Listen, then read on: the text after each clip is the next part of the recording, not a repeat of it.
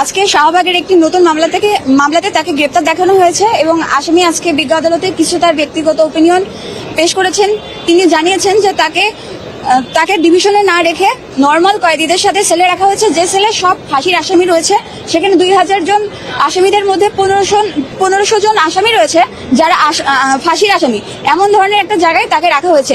তিনি গত 27-10-24 তারিখে ডিভিশনের জন্য প্রাপ্ত হন এবং ডিসির কাছ থেকেও অ্যাপ্রুভাল পান এবং তিনি ডিভিশনে ছিলেন। পরবর্তীতে তাকে কাশিমপুরে নিয়ে যাওয়ার পরে সেখানে আসলে হাই সিকিউরিটি 4 নম্বর সেলে রাখা হয়েছে, যেখানে কোনো ধরনের ডিভিশন নাই এবং তিনি শারীরিকভাবে অনেক অসুস্থ এবং ওখানে কোনো ডিভিশনাল সেলের সুযোগ সুবিধা না থাকার কারণে তিনি শারীরিকভাবে এবং মানসিকভাবে এবং অনিরাপত্তার মধ্যে জীবনযাপন করছে। এই বিষয়টাই আদালতের দৃষ্টিগোচরে আনা হয়েছে।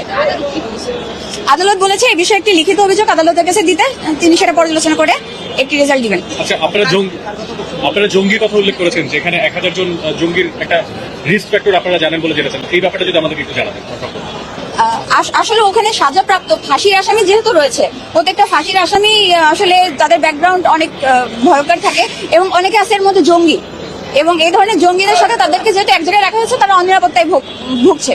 এবং সপ্তাহে 10 থেকে 15 মিনিটের কথোপকথনের বিষয়। আরেকটি যে বিষয় সেটা হচ্ছে যে সপ্তাহে প্রত্যেকটা আসামি তার পরিবারের সাথে কথা বলার সুযোগ থাকে।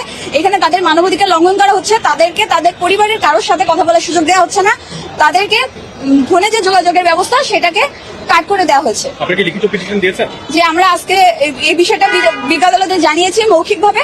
এর পরবর্তীতে যদি রেজাল্ট না আসে আমরা অবশ্যই লিখিতভাবে জানাবো। এবং ডিভিশনের যে বিষয়টা সেটা আমরা গতকাল বিজ্ঞ আদালতে শুনানি করেছি একটি মামলাতে, এবং সেখানে বিজ্ঞ আদালত আমাদের পক্ষেই মঞ্জুর করেছেন। এখনো অবশ্যই যদিও এক্সিকিউশন হয় নাই, এক্সিকিউশন হলে আমরা বুঝতে পারবো যে আসলে কতটুকু ফলপ্রসূ হয়েছে। আপনার নামটা বলেন। যে আমার নাম অ্যাডভোকেট ফারজানা ইয়াসমিন রাখি। আপনি কার পক্ষে কথা বলছিলেন? যে আমি জুনায়েদ আহমেদ পলকের পক্ষে কথা বলছি।